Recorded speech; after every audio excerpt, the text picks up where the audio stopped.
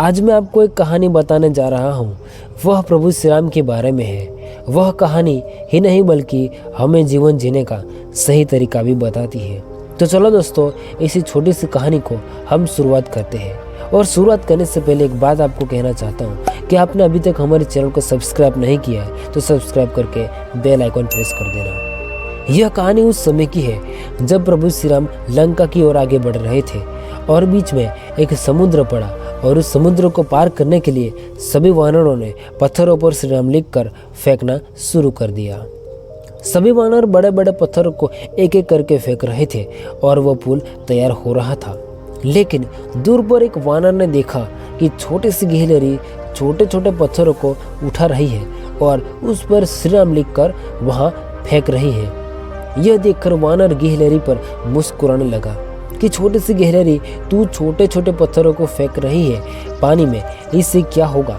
इन छोटे छोटे पत्थरों को फेंकने से कुछ नहीं होगा और ऐसे तो पुल कभी बन ही नहीं पाएगा और प्रभु श्री राम लंका तक नहीं पहुंच पाएंगे। यह देखकर सभी वानर वहां इकट्ठा हो गए और उस गिलहरी पर हंसने लगे।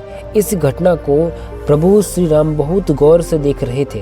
प्रभु श्री राम और वानरों के पास आए, रुके और कहा कि जिस प्रकार आप सभी अपना सहयोग दे रहे हैं, इसी छोटी सी गिलहरी का सहयोग भी उतना ही महत्वपूर्ण है जितना आप सभी का है।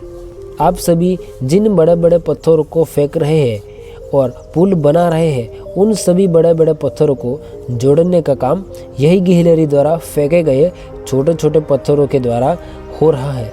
यदि यह छोटी सी गिलहरी छोटे पत्थर ना फेंकती तो बड़े पत्थर आपस में कभी जुड़ ही नहीं पाते।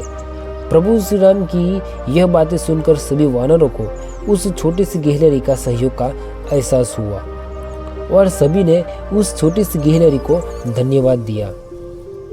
इसके बाद प्रभु श्री राम ने उस छोटी सी गिलहरी के पीठ पर हाथ फेरा और कहते हैं कि वही उंगलियों के निशान आज तक भी उन गिलहरियों के पीठ पर है।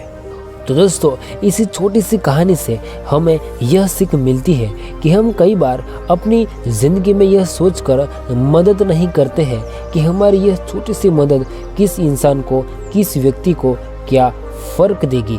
लेकिन आप नहीं जानते हैं कि आपकी छोटी सी मदद किस इंसान को, किस व्यक्ति को कितना बदल सकती है। इसलिए आप अपने जीवन में अपनी ओर से जितना भी सहयोग किसी के लिए कर पाए वो सहयोग ज़रूर दें।